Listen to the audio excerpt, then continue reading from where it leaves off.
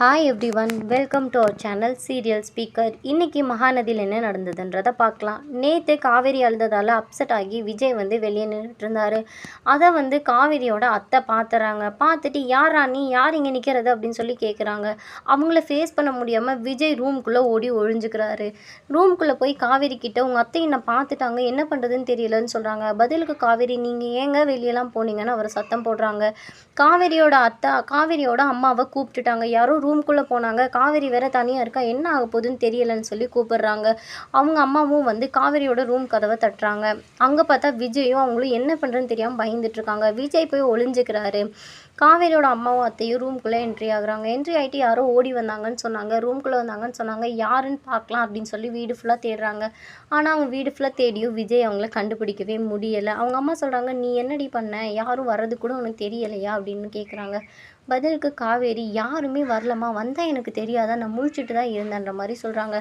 பதிலுக்கு காவேரியோட அம்மா, அத்தை 2 கண்ணாலே பார்த்தேன்னு சொல்கிறாங்களேன்ற மாதிரி கேட்குறாங்க.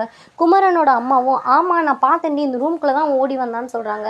அதுக்கு காவேரி, உங்களுக்கு பகல்லே தெரியாது, நைட்லேயே தெரிய போகுது, அது ஏதோ பேயாக இருக்கும் பிசாசாக இருக்கும்னு சொல்லி அவங்கள பயமுறுத்தி விட்டுறாங்க. அவங்க 2 பேரும் கன்ஃபியூஸ் ஆகி ரூமை விட்டு வெளியே போகிறாங்க.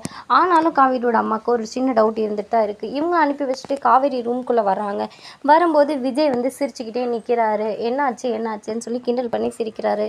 காவேரி கோவப்பட்டுட்டு, நீங்கள் ஈஸியாக இங்கே இப்படி பண்ணிகிட்ருக்கீங்க, ஆனால் எனக்கு எவ்வளோ கஷ்டமாக இருக்குது தெரியுமா எங்கள் அம்மாவை ஃபேஸ் பண்ணுறது அப்படின்ற மாதிரி சொல்கிறாங்க. காவேரி விஜய் கிட்ட கோவப்பட்டு பேசுகிறாங்க. ஆனாலும் விஜய் அதை சீரியஸாகவே எடுத்துக்காமல் சிரிச்சுக்கிட்டே இருக்கார்.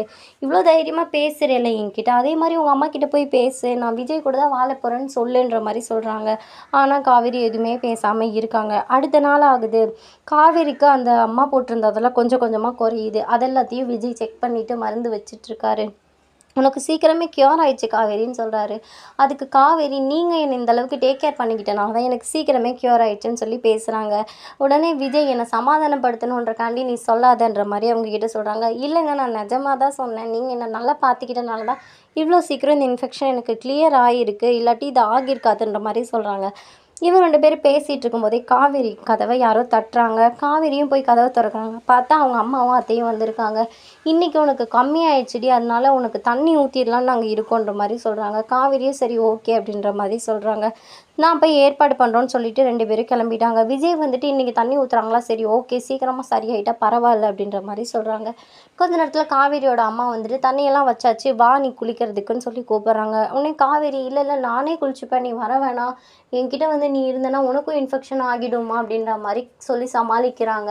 அவங்க அம்மாவும், ஏண்டி இப்படி சொல்கிற, நான் பார்த்துக்கிறேன், உனக்கு தெரியாதுன்ற மாதிரி சொல்கிறாங்க. இல்லைம்மா, நீ என்கிட்ட இருக்கிறது கங்காவோட குழந்தைய பாதிக்கும், அதுக்காக தான் நான் சொல்கிறேன்றாங்க. சரின்ட்டு அவங்க அம்மாவை விட்டுட்டு போயிட்டாங்க. அவங்க அம்மா போனதுக்கப்புறம் விஜய் அந்த தண்ணியை எடுத்துகிட்டு வராரு. எடுத்துகிட்டு காவேரி குளிக்கிறாங்க. குளிச்சுட்டு மருந்தெல்லாம் வச்சிட்ருக்காங்க. ஆனாலும் காவேரி அப்செட்டாகவே இருக்காங்க. என்னாச்சு, ஏன் அப்செட்டாக இருக்கான்னு கேட்குறதுக்கு, நான் சீக்கிரமாக டாக்டரை போய் பார்க்கணுங்க, பேபிக்கு எந்த எஃபெக்டும் ஆகியிருக்கக்கூடாது, அதை நான் கன்ஃபார்ம் பண்ணணும், அப்போ தான் எனக்கு நிம்மதியாக இருக்கும்னு சொல்லி சொல்கிறாங்க.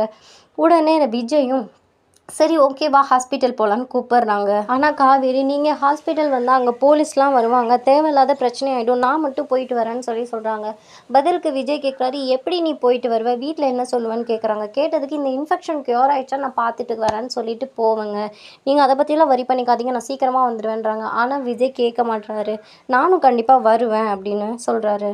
உன்னை இந்த ஸ்டேஜில் தனியாக விடுறது சேஃப் கிடையாது, எனக்கு நீயும் பாப்பாவும் ரொம்ப முக்கியம், 2 மினிட்ஸ் வெயிட் பண்ண, நான் இப்போ போய் ரெடி ஆகிட்டு வரேன்னு சொல்லிட்டு போகிறாரு. அவர் போனதோ காவேரி அதை நினச்சிட்டு சிரிக்கிறாங்க. இதோட இன்றைக்கி எபிசோடை முடிச்சிடுறாங்கங்க. நாளைக்கு என்ன நடந்துச்சுன்றதை நாளைய எபிசோடில் பார்க்கலாம். நீங்கள் நம்ம சேனலை சப்ஸ்கிரைப் பண்ணலைன்னா சப்ஸ்கிரைப் பண்ணி வச்சுக்கோங்க. கூடவே பெல் ஐக்கானையும் கிளிக் பண்ணி வச்சுக்கோங்க. அப்போ தான் நான் போடுற வீடியோஸ் எல்லாம் உங்களுக்கு ரெகுலராக நோட்டிஃபிகேஷன் சென்ட் ஆகும்.